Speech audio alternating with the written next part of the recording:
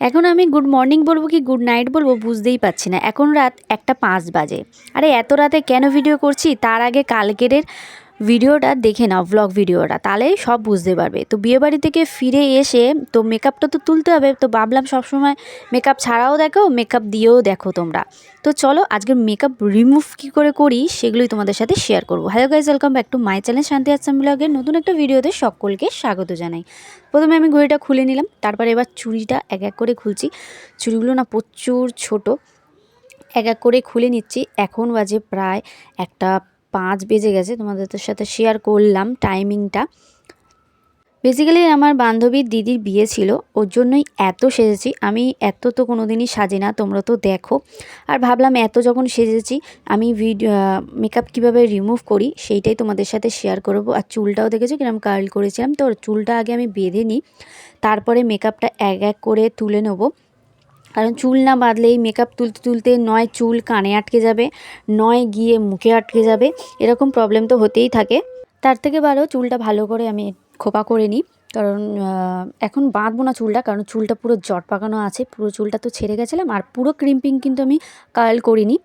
আর এই কানের খুলতে গিয়ে আমার পুরো জান বেরিয়ে গেছে, আমার মুখ চোখের অবস্থা, আরে ভাই রে যা জোরে লেগেছে কানের, খুব কষ্ট হয়েছে।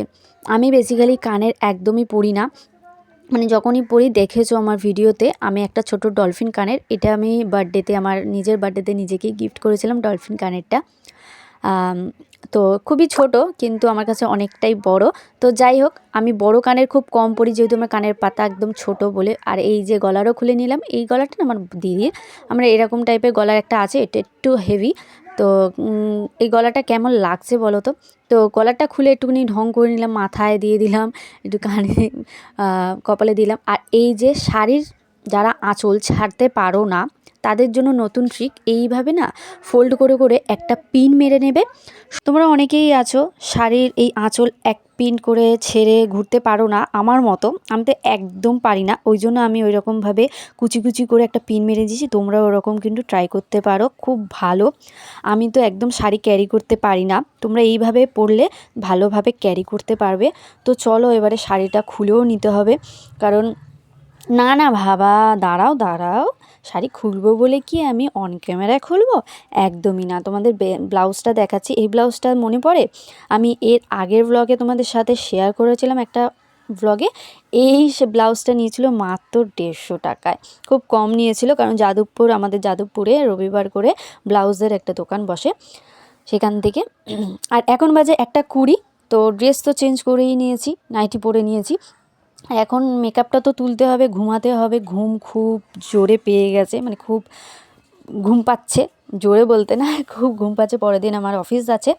তো চলো আগে লেন্সটা খুলে নিই, কারণ লেন্স পরে তো মেকআপে রিমুভ করা অসম্ভব। তো আগে লেন্সটা একদম ভালোভাবে খুলে নিলাম, দেখতে পাচ্ছ, খুলে নিলাম বলতে খুলে নেবো। এই যে আয়নাটা নিয়েছি, কারণ এরকম এমনিভাবে তো খোলা যাচ্ছে না। দেখো একটা লেন্স তো খুলেই নিলাম। আর কেমন লাগছে বলো, একটা চোখে লেন্স আছে একটা চোখে লেন্স নেই, কেমন ভূত ভূত লাগতেছে না? কিন্তু লেন্স পরলে না আমাকে বেশি ভালো লাগে, কেন জানি না। তোমাদের কেমন লাগে অবশ্যই কিন্তু কমেন্ট করে জানিও। আমি অন্য একটা কালারের লেন্স নেব।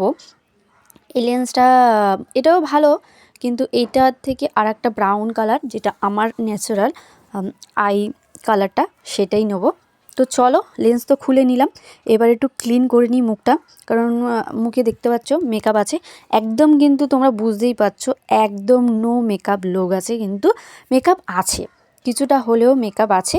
তো প্রথমে আমি ক্লিন অ্যান্ড ক্লিয়ারের ফেস ওয়াশটা আমি মুখে ভালো করে ডাইরেক্ট অ্যাপ্লাই করছি।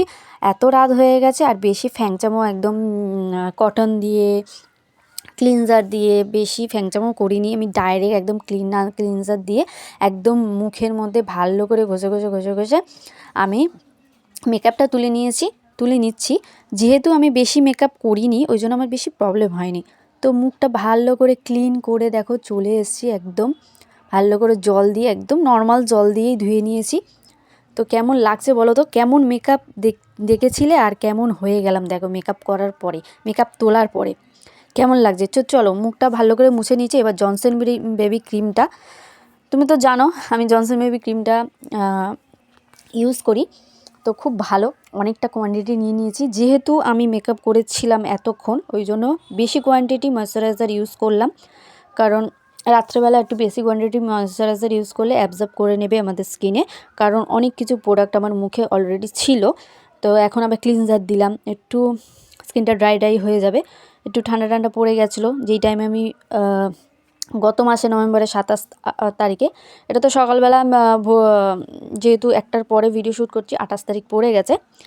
যাই হোক, দেখো আমি ভালো করে ময়শ্চারাইজারটা ভালো করে অ্যাপ্লাই করে নিলাম। এরপরে আমি একটু ঠোঁটের মধ্যে কি দেবো, যেহেতু ময়শ্চারাইজারটা এত বেশি হয়ে গেছিলো, ওই জন্য আমি একটুখানি হাতে ফাতে ভালো করে ঘষে নিলাম, আর কপালে ভালো করে, চোখের ওপর ভালো করে একদম মাসাজ করে নিলাম। দেন আমি নেব একটা বোরোলিংটা কী করব বলো তো, বোরোলিংটা আমি ঠোঁটে দেবো, কারণ ঠোঁটকেও তো একটুখানি ময়েশ্চারাইজ করতে হবে। তো ঠোঁটে দিয়ে দিলাম বোরোলিং, একদম ভালো করে বোরোলিংটা দিয়ে দিলাম। দেখতেই পাচ্ছ কী ঢং করি ভাই রে ভাই, বাবা কী ঢং করি। দেখো এইটাই হচ্ছে আমার ন্যাচারাল লুক, ঠিক আছে। যারা বলো তুমি ফর্সা না কালো, এই যে আমার হচ্ছে মেন স্কিন টোন হচ্ছে এইটাই, একদম মিডিয়াম, ঠিক আছে। আমি ফর্সাও না, খুব কালোও নয়। তো চলো, ভিডিওটা কেমন লাগলো অবশ্যই কমেন্ট করে জানিও, আর ভালো লাগলে লাইক, কমেন্ট অ্যান্ড শেয়ার করে দিও। এবার আমি যাই ঘুমাতে। তো আজকের জন্য বাই বাই। আর অবশ্যই নতুন হয়ে থাকলে প্লিজ চ্যানেলটা সাবস্ক্রাইব করে দাও। মেহেন্দিটা কেমন হয়েছে অবশ্যই জানিও। Bye bye.